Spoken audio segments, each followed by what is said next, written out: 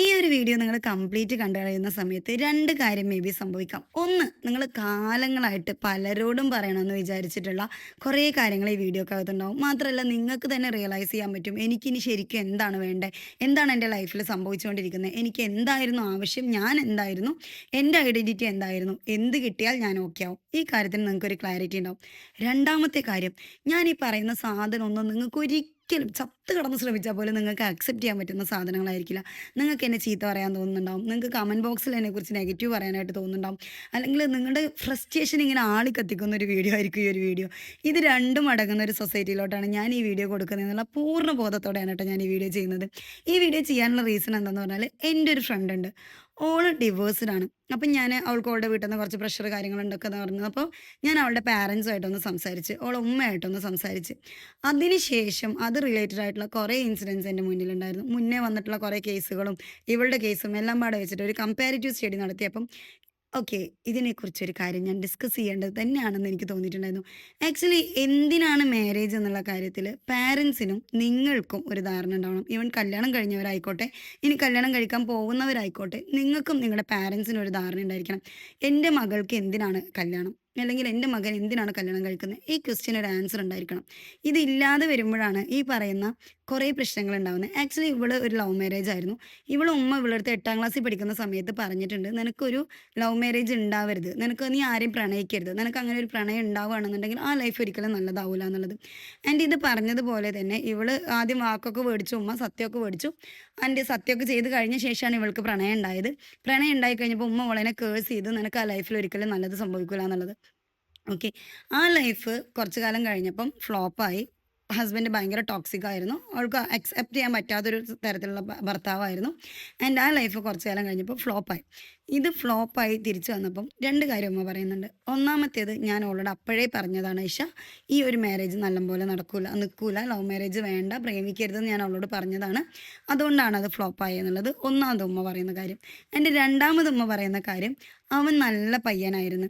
അവൻ അവൾക്ക് വേണ്ടതെല്ലാം ചെയ്തു കൊടുക്കുമായിരുന്നു. അവൻ അവളെയും കൊണ്ട് പുറത്ത് കൊണ്ടുപോയിരുന്നു. അവൻ അവൾക്ക് ഫുഡ്, അവൾ ചോദിക്കുന്ന എല്ലാ സാധനവും അവൾക്ക് വാങ്ങിച്ചു കൊടുക്കുമായിരുന്നു. ഇങ്ങനെ കുറേ കാര്യങ്ങൾ. ഇതെല്ലാം ഉണ്ടായിട്ടും ഓൾ ഡിവോഴ്സ് ചെയ്ത്. ഓക്കെ. ഇത് ഹസ്ബൻഡിൻ്റെ ഉമ്മയല്ല, അവളുടെ ഉമ്മയാണ് പറയുന്നത്. എന്നിട്ട് അവൾക്ക് ഭയങ്കര ടോർച്ചർ കൊടുക്കുന്നുണ്ട്. അതായത് നല്ലൊരു പയ്യനെ നീ ഉപേക്ഷിച്ച് എന്നുള്ളൊരു രീതിക്ക്. ആക്ച്വലി ക്വസ്റ്റ്യൻ ഇവിടെയാണ് വരുന്നത്. എല്ലാം വാങ്ങിച്ചു കൊടുക്കുന്ന, ഫുഡ് കൊടുക്കുന്ന, ഡ്രസ്സ് കൊടുക്കുന്ന, ആവശ്യങ്ങൾക്ക് കൊണ്ടുപോകുന്ന ഒരു ഹസ്ബൻഡിനെ എന്തിനാണ് ഒരു വൈഫ് ഡിവോഴ്സ് ചെയ്യുന്നത്? ഒരു പെണ്ണ് എന്തിനാണ് ഡിവോഴ്സ് ചെയ്യുന്നത്? ആ ഒരു ക്വസ്റ്റ്യനുള്ള ആൻസറാണ് ഇന്ന് നമ്മൾ കണ്ടെത്താനായിട്ട് ശ്രമിക്കുന്നത്. പലപ്പോഴും ഭർത്താവ് ടോക്സിക് ആവുമ്പോൾ തല്ലുന്ന, അല്ലെങ്കിൽ സംശയരോഗിയാവുന്ന അങ്ങനത്തെയൊക്കെ ഭർത്താക്കന്മാരെ നമുക്ക് കെയറിങ് ഏട്ടായി ആവുന്ന അങ്ങനത്തെയൊക്കെ ഭർത്താക്കന്മാരിൽ നിന്നൊക്കെ നമ്മൾ ഓടി രക്ഷപ്പെടാനായിട്ട് ശ്രമിക്കാറുണ്ട് അല്ലേ? അറ്റ് ദി സെയിം ടൈം ഈ വക സാധനങ്ങളൊക്കെ നല്ല രീതിക്ക് കൊടുത്തോണ്ടിരിക്കുന്ന, അല്ലെങ്കിൽ പണ്ട് പ്രേമിച്ചിട്ടുണ്ടായിരുന്ന ആൾക്കാർ എന്തിനാണ് ഡിവോഴ്സ് ചെയ്യുന്നത് എന്നുള്ള ക്വസ്റ്റ്യൻ. അവരെന്നോട് പറഞ്ഞത്, അവൾക്ക് എല്ലാ സുഖവും അവൻ കൊടുക്കുന്നുണ്ട്, ഫുഡ് കൊടുക്കുന്നുണ്ട്, ഷെൽട്ടർ കൊടുക്കുന്നുണ്ട്, ഡ്രസ്സ് കൊടുക്കുന്നുണ്ട്, എല്ലാ സാധനവും അവൻ കൊടുക്കുന്നുണ്ട്.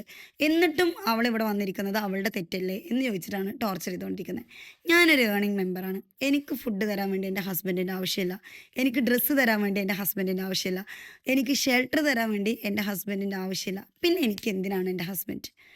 എന്തിനാണ് ഹസ്ബൻഡ്? പണ്ട് തന്നെയുള്ളൊരു സിസ്റ്റം, അല്ലെങ്കിൽ പണ്ട് തന്നെയുള്ളൊരു ചിന്താഗതിയാണ് ഭർത്താക്കന്മാരെന്ന് പറയുന്നത്.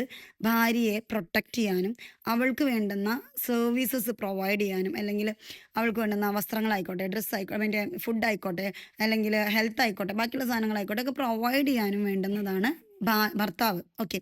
അറ്റ് ദി സെയിം ടൈം ഭാര്യ എന്ന് പറയുന്നത് ഭർത്താവിന് വേണ്ടുന്ന കെയറിങ് കൊടുക്കാൻ, അതായത് ഇയാളുടെ ലൈഫ് ഇത്തിരി ഈസി ആക്കാൻ വേണ്ടുന്ന ഒരാളാണ്, ഒരു പ്രോപ്പർട്ടി അല്ലെങ്കിൽ ഒരു ടൂൾ. നമ്മൾ മിക്സി ഗ്രൈൻഡർ എന്നൊക്കെ പറയുന്ന പോലെ ഒരു സാധനമാണ് ഭാര്യ.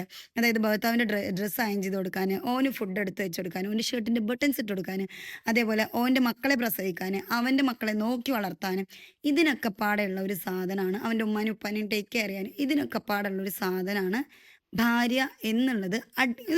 ഫിക്സ് ചെയ്ത് കൊടുത്തിട്ടുണ്ട്. സർട്ടൻ റൂൾസ് ആൻഡ് റെഗുലേഷൻസ് അവിടെ കൊടുത്തിട്ടുണ്ട്. ആക്ച്വലി എന്തിനാണ് കല്യാണം? നിങ്ങൾ കല്യാണം കഴിക്കുന്നത് തന്നെ ഏകദേശം ഒരു 18-20 വയസ്സിലായിരിക്കും. ഒരാളുടെ ശരാശരി ആയുസ് എന്ന് പറയുന്നത് ഒരു 60 വയസ്സാണെന്ന് കൂട്ടിക്കോ. ബാക്കി 40 കൊല്ലമുണ്ട്. ഈ 40 കൊല്ലം ഭർത്താവിനും അല്ലെങ്കിൽ ഒരു പുരുഷനും ഒരു സ്ത്രീക്കും നല്ലപോലെ സന്തോഷമായി സമാധാനമായിട്ട് ജീവിച്ച് മരിക്കാൻ വേണ്ടുന്ന ഒരു സിസ്റ്റം മാത്രമായിട്ട് ഈ ഒരു മാരേജിനെ കാണാൻ പറ്റാതെ വരുമ്പോഴാണ് ഈ പറയുന്ന പ്രശ്നമൊക്കെ ഉണ്ടാവുന്നത്. ആക്ച്വലി ഒന്ന് ആലോചിച്ച് നോക്കിയേ. ഒരു സ്ത്രീക്ക് പ്രൊട്ടക്ഷൻ്റെ ആവശ്യം ഇന്നത്തെ കാലത്തുണ്ടോ? അവൾ അവളുടെ സെൽഫ് പ്രൊട്ടക്റ്റഡ് ആണ്. ഒരു കടയിൽ പോയി നിന്നാൽ പോലും അവൾക്ക് അവളുടെ വയറ് കഴിയാൻ വേണ്ടുന്ന എമൗണ്ട് റൈസ് ചെയ്യാൻ പറ്റുന്ന ഒരു സൊസൈറ്റിയിലാണ് നമ്മൾ ജീവിക്കുന്നത്. അവിടെ ഒരു ആണൊരുത്തൻ വന്നിട്ട് ഞാൻ നിന്നെ അടിച്ചമർത്തി കെയറിങ് ഏട്ടായി ആയി നിന്ന് നിനക്ക് ഈ സാധനങ്ങളൊക്കെ തന്നോളാം എന്ന് പറയേണ്ട ഒരാവശ്യം അവിടെ വരുന്നില്ല. ആൻഡ് പലപ്പോഴും ഭർത്താക്കന്മാർ അല്ലെങ്കിൽ മറ്റുള്ളവർ വിചാരിക്കുന്ന ഒരു കാര്യമാണ്, അവന് വേണ്ടിയിട്ടാണ് അവൾ മീൻസ് ഭർത്താവിന് വേണ്ടിയിട്ടാണ് ഞാൻ പ്രസവിക്കുന്നത്. ഞാൻ പ്രസവിക്കുന്നത് എനിക്ക് വേണ്ടിയിട്ടാണ്. എൻ്റെ കുട്ടികളെ ഞാൻ നോക്കുന്നത് ഒരിക്കലും എൻ്റെ ഭർത്താവിൻ്റെ കുട്ടികളായതുകൊണ്ടല്ല. അത് ആരുടെ കുട്ടിയാണെങ്കിലും ഞാൻ പ്രസവിച്ച കുട്ടി എൻ്റെ കുട്ടിയാവുമ്പം ഞാൻ അവളേനെ നോക്കും. കറന്റ് ഒന്ന് പോയിട്ടുണ്ടോ എന്ന് എക്സ്ക്യൂസ് ചെയ്തേക്കുക. ഞാൻ അവരേനെ നോക്കും. അപ്പോൾ ഈ ഒരു തെറ്റിദ്ധാരണയുണ്ടല്ലോ, അവൻ്റെ പാരമ്പര്യം നിലനിർത്താൻ വേണ്ടിയിട്ടാണ് സ്ത്രീകൾ സാക്രിഫൈസ് ചെയ്യുന്നത്. അത് സ്ത്രീകൾ സാക്രിഫൈസ് ചെയ്യുന്ന ആ ഒരു സാഹചര്യം വരുമ്പോഴാണ് ഈ പറയുന്ന കോംപ്ലിക്കേഷൻസ് ഒക്കെ ഉണ്ടാകുന്നത്. സ്ത്രീകൾക്ക് ആക്സെപ്റ്റ് ചെയ്യാൻ പറ്റാതെ ഏൺ ചെയ്യുന്ന, മക്കളെ നോക്കുന്ന, അല്ലെങ്കിൽ സ്വന്തം ലൈഫിനെ കെയർ ചെയ്യുന്ന ഒരു ഭാര്യയെ സംബന്ധിച്ചിടത്തോളം ഭർത്താവ് എന്ന് പറയുന്നത് അവളെ അണ്ടർസ്റ്റാൻഡ് ചെയ്യാനും അവളെ സാറ്റിസ്ഫൈ ചെയ്യിക്കാനും അവൾക്കൊരു കംഫർട്ട്നെസ് ഉണ്ടാക്കിയെടുക്കാനും കഴിവുള്ള ഒരാളായാൽ മാത്രം മതി. അവളെ മനസ്സിലാക്കാൻ പറ്റുന്ന ഒരാളായാൽ മാത്രം മതി. എനിക്ക് എൻ്റെ ഹസ്ബൻഡിൻ്റെ അടുത്ത് നിന്ന് ആകെ വേണ്ട കുറച്ച് സാധനങ്ങളേ ഉള്ളൂ. ഞാൻ വർക്ക് ചെയ്ത് ഭയങ്കര ടയേർഡാവുന്ന സമയത്ത്, അല്ലെങ്കിൽ ഞാൻ എമോഷണലി വീക്ക് ആവുന്ന സമയത്ത് എന്നെ ഒന്ന് ചേർത്ത് പിടിച്ചിട്ട്, ഞാനില്ലേ നിൻ്റെ കൂടെ, നമുക്കെല്ലാം ശരിയാക്കാനായിട്ട് പറ്റും, നീ നിൻ്റെ ഇഷ്ടം പോലെ ഏൺ ചെയ്തോ, അഥവാ നിനക്കൊരു വീഴ്ച പറ്റിയ ഞാനല്ലേ നിൻ്റെ കൂടെ ഉള്ളേ, നിന്നെ ആര് കുറ്റപ്പെടുത്താനാ, അങ്ങനെ പറയുന്ന ഒരാളായ മാത്രം മതി. അയാൾ എനിക്ക് ഫുഡ് തരേണ്ട ആവശ്യമില്ല, അയാൾ എന്നെ നോക്കേണ്ട കാര്യമല്ല, അയാൾ എൻ്റെ ഒരു കാര്യം ഐ മീൻ എനിക്ക് ഫുഡ് തരണ്ട, ഡ്രസ്സ് തരണ്ട, എൻ്റെ പുറത്ത് കൊണ്ടുപോയിട്ട് ഹാപ്പിനെസ് ഉണ്ടാക്കണ്ട, ഇതിൻ്റെ ഒന്നും ആവശ്യം ആക്ച്വലി ഇല്ല. ഇതൊക്കെ എനിക്ക് ഒറ്റയ്ക്ക് ചെയ്യാൻ പറ്റും. എന്നിട്ടും എനിക്ക് എൻ്റെ ഒരു കമ്പാനിയനായിട്ട് ഒരാൾ വേണം. ഒറ്റയ്ക്ക് ഫുഡ് കഴിക്കുന്നതിൻ്റെ കൂടെ എൻ്റെ ഹസ്ബൻഡിനെ കൂട്ടിയിട്ട് പോയിട്ട് എനിക്ക് ഫുഡ് കഴിക്കുമ്പോൾ എൻജോയ് ചെയ്യാൻ പറ്റണം. ആ ഒരു പാമ്പറിങ്, ആ ഒരു കെയറിങ്, ഇതൊക്കെ ഞാൻ ആഗ്രഹിക്കുന്ന സമയത്ത് എനിക്ക് കിട്ടാനും, ആൻഡ് എൻ്റെ അടുത്ത് നിന്ന് ആരൊക്കെയോ അത് എക്സ്പെക്റ്റ് ചെയ്യുന്നുണ്ട്, അല്ലെങ്കിൽ എൻ്റെ അടുത്ത് നിന്ന് എക്സ്പെക്റ്റ് ചെയ്യുന്ന ഒരാളാണ് എൻ്റെ ഭർത്താവ് എന്നുള്ളൊരു ഫീല് എനിക്ക് തോന്നാനും വേണ്ടിയിട്ടാണ് ഞാൻ കല്യാണം കഴിക്കുന്നത്. അറ്റ് ദി സെയിം ടൈം എൻ്റെ ഹസ്ബൻഡ് എന്നെ കല്യാണം കഴിക്കേണ്ടത് പുള്ളിയുടെ അണ്ടർവെയർ അയൺ ചെയ്ത് കൊടുക്കാനും, അല്ലെങ്കിൽ പുള്ളിയുടെ ഷർട്ട് ഇസ്തിരി ഇട്ട് കൊടുക്കാനും, അല്ലെങ്കിൽ പുള്ളിയുടെ മക്കളെ പ്രസവിക്കാനും, ആൻഡ് അതല്ലാന്നുണ്ടെങ്കിൽ പുള്ളിക്ക് ഫുഡും ചോറും കൂട്ടാനും വെച്ചുണ്ടാക്കി കൊടുക്കാനും മാത്രമുള്ള ഒരു സാഹചര്യത്തിലാണ് ആൾ എന്നെ ഇപ്പം കല്യാണം കഴിക്കുന്നത് എന്നുണ്ടെങ്കിൽ I am not fit for that. ഞാൻ ഒരിക്കലും അതിന് ഫിറ്റ് അല്ല. കാരണം ആളെ ആലോചിച്ച് മാത്രം എനിക്ക് പ്രസവിച്ചു കൊടുക്കാൻ താല്പര്യം ഉണ്ടാവില്ല. എനിക്കും കൂടെ കുഞ്ഞുങ്ങൾ വേണമെന്ന് ആഗ്രഹിക്കുന്ന സമയത്ത് പ്രസവിച്ചു കൊടുക്കാനായിരിക്കും എൻ്റെ ശരീരം ഞാൻ വില്ലിങ് ആവുന്നത്. ആൻഡ് ആളെ ആലോചിച്ച് മാത്രം ചോറും കൂട്ടാനും വെച്ചുകൊണ്ടിരിക്കാൻ ഞാൻ ഓക്കെ അല്ല. എനിക്ക് ആള് ഡിമാൻഡ് ചെയ്യുന്നത് കൊണ്ട് ചോറും കൂട്ടാനും വെച്ചെടുക്കാൻ ഞാൻ ഓക്കെ അല്ല. അറ്റ് ദി സെയിം ടൈം എനിക്ക് താല്പര്യം തോന്നുകയാണ്, എൻ്റെ ഭർത്താവാണ്, അവൻ എൻ്റെ കയ്യിൽ നിന്ന് ഫുഡ് കഴിച്ചിട്ട് ഇത് നന്നായിട്ടുണ്ടെന്ന് പറയുമ്പം എനിക്കൊരു ഹാപ്പിനെസ് കിട്ടുന്നുണ്ടെങ്കിലാണ് എനിക്ക് അവിടെ ഫുഡ് ഉണ്ടാക്കി കൊടുക്കാൻ താല്പര്യം ഉണ്ടാവുള്ളൂ. ഈ അടിച്ചമർത്തി, അതായത് ഈ ഒരു സിസ്റ്റം ഉണ്ടല്ലോ, ഇവൻ ഇങ്ങനെയാണ് അതുകൊണ്ട് അവളെല്ലാം അവന് വേണ്ടി ചെയ്തു കൊടുത്തോളണം, അതുകൊണ്ട് അവളെല്ലാം സഹിച്ചോളണം, ആ ഒരു സിസ്റ്റം ഉണ്ടല്ലോ, ആ ഒരു സിസ്റ്റം തന്നെയാണ് നിങ്ങളുടെ മക്കളുടെ എല്ലാ സ്വാതന്ത്ര്യത്തെയും കട്ട് ചെയ്ത് കളയുന്നത്. ഇതെല്ലാം നിങ്ങൾ ചെയ്യുന്നത്, നിങ്ങളുടെ ഭർത്താവിനോട് ചെയ്തു കൊടുക്കുന്നത് ആളോടുള്ള ഇഷ്ടം കൊണ്ടാവണം, റെസ്പോൺസിബിലിറ്റി കൊണ്ടാവരുത്. നിങ്ങളുടെ ഭർത്താവ് നിങ്ങൾക്ക് ഇതെല്ലാം അവിടെ ചെയ്തു തരുന്നത് പുള്ളിക്ക് വളർത്താൻ കൊടുത്തിട്ടുള്ള ഒരു എന്താ പറയുക, ഒരു പേർഷ്യൻ ക്യാറ്റ് ആണെന്നുള്ള ഒരു മൈൻഡ് സെറ്റിലാവരുത്. ഇത് എനിക്ക് വളർത്താൻ തന്നിട്ടുള്ള പേർഷ്യൻ ക്യാറ്റാണ്, ഞാൻ അതിനോട് ഫുഡ് കൊടുക്കണം, അതിന് ലിറ്റർ ഞാൻ വാങ്ങിച്ചു കൊടുക്കണം, അതിന് മെഡിസിൻസ് ഞാൻ ചെയ്ത് കൊടുക്കണം, അതുകൊണ്ട് അത് ഞാൻ പറയുന്ന പോലെ എല്ലാം കേട്ടോളണം. ആ ഒരു രീതിക്കാവരുത്. രണ്ട് ഹ്യൂമൻ ബീയിങ്സ് ആണ്. ആക്ച്വലി എന്താണ് എക്സ്പെക്റ്റ് ചെയ്യുന്നത്? എൻ്റെ മോൾ എന്തുകൊണ്ട് ഹാപ്പി അല്ല എന്നുള്ള കാര്യത്തിൽ ആ ഉമ്മാക്കൊരു ആൻസർ ഇല്ല. മോളെ നിന്ന് കുറ്റം പറഞ്ഞുകൊണ്ട് നിൽക്കുക. അവനെല്ലാം പ്രൊവൈഡ് ചെയ്യുന്നുണ്ട്, അയാളെല്ലാം പ്രൊവൈഡ് ചെയ്യുന്നുണ്ട്, എന്നിട്ട് ആ ഒരു ലൈഫിൽ ആ കുട്ടിക്ക് ഹാപ്പിനെസ് കണ്ടെത്താൻ പറ്റുന്നില്ല എന്നുണ്ടെങ്കിൽ ഇയാൾ പ്രൊവൈഡ് ചെയ്യുന്നത് എല്ലാം ആ കുട്ടിക്ക് ഒറ്റയ്ക്ക് ഉണ്ടാക്കിയെടുക്കാൻ, അല്ലെങ്കിൽ ഒറ്റയ്ക്ക് നേടാൻ പ്രാപ്തയാണോ അവള്? ഇവൾക്ക് ഒറ്റയ്ക്ക് നേടാൻ പറ്റാത്തൊരു സാധനം ഇയാളുടെ അടുത്ത് കിട്ടണം, എന്നാലല്ലേ അവിടെ നിൽക്കേണ്ട കാര്യമുള്ളൂ. അത് അയാളുടെ അടുത്ത് കിട്ടാത്തതുകൊണ്ടാണ് അവളതിന്ന് ഇറങ്ങിപ്പോകുന്നത്. ആ ഒരു കെയറിങ്, ആ ഒരു അറ്റൻഷൻ, അല്ലെങ്കിൽ ആ ഒരു കമ്പാനിയൻഷിപ്പ്, അതാണ് ഹസ്ബൻഡിൻ്റെ അടുത്ത് നിന്ന് വേണ്ടത്. അല്ലാണ്ട് നിങ്ങൾ വിചാരിക്കുന്ന പോലെ ഫുഡ് ആർക്കും കൊടുക്കാൻ പറ്റും. ഫുഡ് ഒരു വീട്ടിൽ, ഞങ്ങളുടെ നാട്ടിലുള്ള ഇത്താത്തമാരുണ്ട്, അവർ ഭർത്താക്കന്മാർ നോക്കാത്ത ആൾക്കാരുണ്ട്. അവർ ആരാൻ്റെ വീട്ടിൽ പോയിട്ട് പാത്രം കഴുകിയിട്ട് വന്നിട്ട് സ്വന്തമായി ഫുഡ് കഴിച്ച്, സ്വന്തമായി വസ്ത്രം വാങ്ങിച്ച്, മക്കളെ നോക്കി സുഖമായിട്ട് ജീവിക്കുന്നുണ്ട്. പിന്നെ മക്കളെ നോക്കാൻ വേണ്ടി മാത്രമുള്ള ഒരു സാധനമാണ് wife. No, not at all. അങ്ങനെയല്ല. ഈ ഭർത്താക്കന്മാരുടെ എന്താ പറയാ, മക്കളെ അവർക്ക് വേണ്ടി മക്കളെ നോക്കുക അങ്ങനെയല്ല. ഈ ഭർത്താവ് ഇല്ലാഞ്ഞിട്ടും സ്വന്തം മക്കളെ നല്ലപോലെ നോക്കുന്ന ഭാര്യമാര് നമ്മുടെ നാട്ടിലുണ്ട്. ഐ മീൻ ഈ പറഞ്ഞ കൂലിപ്പണി ചെയ്തിട്ട് ആരാൻ്റെ പാത്രം കഴുകി കൊടുത്തിട്ട് എന്നിട്ടൊക്കെ നോക്കുന്ന ഇത്താത്തമാര് നമ്മുടെ നാട്ടിലുണ്ട്. എന്തുകൊണ്ടാണ്? അയാൾക്ക് വേണ്ടിയിട്ടാണോ പ്രസവിച്ചേ? അല്ല. ഒരു ഡിവോഴ്സ് വാങ്ങുമ്പോൾ പോലും മോസ്റ്റ് ഓഫ് ദി സ്ത്രീകൾ പറയുന്ന ഒരു സാധനമുണ്ട്, എനിക്ക് എൻ്റെ കുട്ടികളെ വേണം. ഭർത്താക്കന്മാരെക്കാൾ കൂടുതൽ ഭാര്യമാർ ഡിമാൻഡ് ചെയ്യും, എനിക്ക് എൻ്റെ കുട്ടികളെ വേണം എന്ന് പറഞ്ഞിട്ട്. അതെന്തുകൊണ്ടാണ്? അയാളുടെ കുട്ടിയായോണ്ടല്ല, അത് അവള് പ്രസവിച്ച കുട്ടിയായോണ്ടാണ്. സിസ്റ്റം ഡിഫറെൻ്റ് ആണ്. ആണുങ്ങൾക്കൊക്കെ അയാളുടെ തലമുറ നിലനിർത്തി കൊണ്ടുപോകാനാണ് കുട്ടികളെ വേണ്ടത്. അയാൾക്ക് അയാളുടേതായിട്ട് കീപ്പ് ചെയ്യാൻ വേണ്ടിയിട്ടാണ് ഭാര്യ വേണ്ടത്. ഈ ഒരു ചിന്താഗതി ഒക്കെ, അല്ലെങ്കിൽ ഈ ഒരു പഴഞ്ചൻ ചിന്താഗതി എന്ന് വേണമെങ്കിൽ പറയാം. നമ്മൾ കൾച്ചറൽ വൈസിൽ പണ്ടുണ്ടാക്കി കൊണ്ടുവന്നിട്ടുള്ള ആ ഒരു ഗോത്രവർഗ ചിന്താഗതി കൊണ്ടാണ് നിങ്ങൾ ഈ ഒരു സമയത്ത് കല്യാണം കഴിക്കുന്നതെന്നുണ്ടെങ്കിൽ അട്ടർ ഫ്ലോപ്പ് ആവും. അട്ടർ ഫ്ലോപ്പ് ആവും. നിങ്ങൾ നിങ്ങളുടെ മാരിറ്റൽ ലൈഫ് എൻജോയ് ചെയ്യാൻ വേണ്ടി കല്യാണം കഴിക്കുക. എനിക്ക് എൻ്റെ കൂടെ കമ്പാനിയനായിട്ട് ഒരു പെൺകുട്ടി ഉണ്ട്. എൻ്റേതെന്ന് പറയാൻ അവളുണ്ട്, എൻ്റേതെന്ന് പറയാൻ അവനുണ്ട്. ഈ ഒരു സാധനം ഞങ്ങൾ എൻജോയ് ചെയ്യുന്നുണ്ട്. ഞങ്ങൾ ഒരുമിച്ചിരിക്കുന്ന സമയങ്ങൾ ഞങ്ങൾ ആസ്വദിക്കുന്നുണ്ട്. അതിനു വേണ്ടി, അതായത് എൻജോയ് ചെയ്യാൻ വേണ്ടി, ആസ്വദിക്കാൻ വേണ്ടിയിട്ട് കല്യാണം കഴിക്കുക. അതല്ലാണ്ട് എന്തിനാണ് നിങ്ങൾ കല്യാണം കഴിക്കണതെന്ന് പോലും നിങ്ങൾക്ക് അറിയാണ്ട് രാവിലെ മുതൽ വൈകുന്നേരം വരെ അമ്മായിയപ്പനെ നോക്കി, അമ്മായിയമ്മനെ നോക്കി, കുട്ടികളെ നോക്കി, കെട്ടിയോനെ നോക്കി, ഫ്രസ്ട്രേറ്റഡ് ആയിട്ട് നോക്കി. ഇതൊക്കെ സ്നേഹം കൊണ്ട് ചെയ്യുമ്പോൾ ഫൈൻ, അത് അടിപൊളി ഫീലിംഗ് ആണ്. അവരുടെ ഇഷ്ടം കൊണ്ട്. ഇപ്പം ഞാൻ എൻ്റെ ഇഷ്ടത്തിന് എൻ്റെ അമ്മായിയമ്മനെയും നാത്തൂമാരെയും അല്ലെങ്കിൽ എൻ്റെ ഉമ്മാനെയും എൻ്റെ ഹസ്ബൻഡിനെയും കുട്ടികളെയൊക്കെ ഞാൻ നോക്കുമ്പോൾ അത് സ്നേഹം കൊണ്ട് ചെയ്യുമ്പം ഐ ഫീൽ മൈസെൽഫ് ഫുൾഫിൽഡ്. ഞാൻ ഭയങ്കര ഫുൾഫിൽഡ് ആയിട്ടുള്ളൊരു ഫീൽ ഉണ്ട്. ആ ഒരു ഫീൽ എനിക്ക് ഉണ്ടാക്കി തരാനുള്ള കഴിവ് എൻ്റെ ഹസ്ബൻഡിനും ആളുടെ വീട്ടുകാർക്കും ഉണ്ടാവണം. ആ ഒരു ഫീൽ ഇല്ലാത്തടത്തോളം ഇത് എന്നെക്കൊണ്ട് ഫോഴ്സ്ഫുള്ളി ചെയ്യിക്കുന്നൊരു സാധനമാണ്.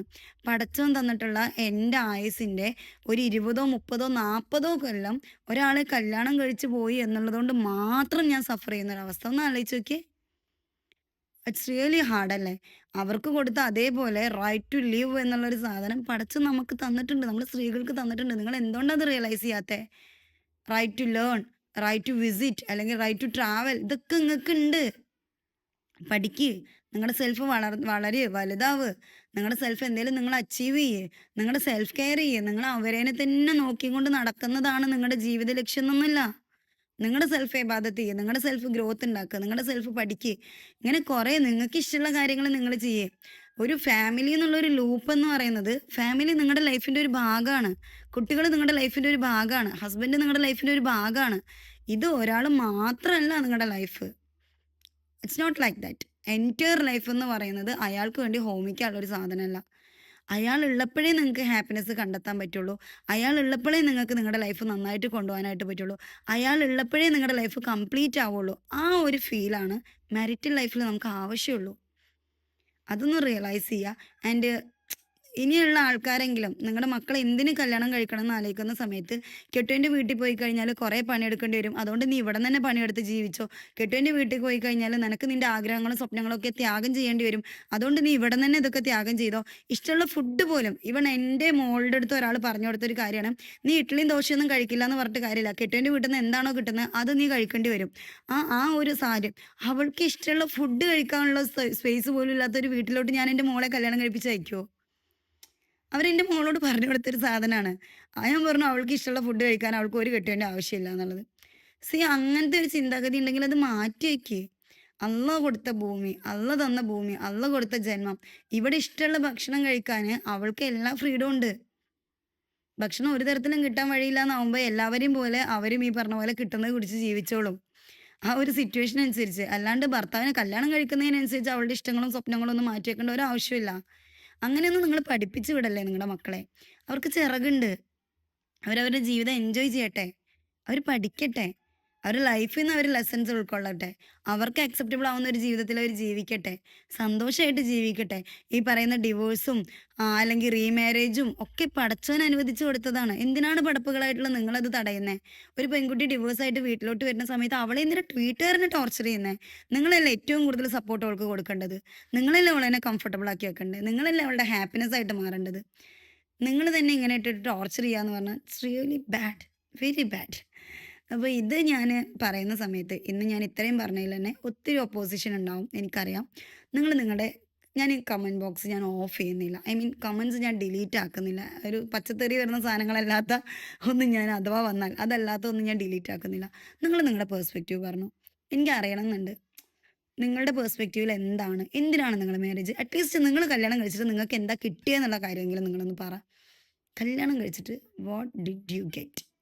നിങ്ങൾ അച്ചീവ് ചെയ്ത ഒരു സാധനം അതെന്താണെന്നൊന്ന് പറ. അപ്പോൾ നിങ്ങൾക്ക് തന്നെ മനസ്സിലാവും കല്യാണത്തിൽ എത്ര പേര് ഹാപ്പിയാണ്, എത്ര പേര് ഹാപ്പി അല്ല എന്നുള്ളത് ഈ കമൻറ്റ് സെക്ഷൻ കണ്ടാൽ മനസ്സിലാവും. ഓക്കെ. ഇൻഷാ അള്ളാ അടുത്തൊരു വീഡിയോ ആയിട്ട് വരാം. അതുവരേക്കും അസ്സലാമു അലൈക്കും.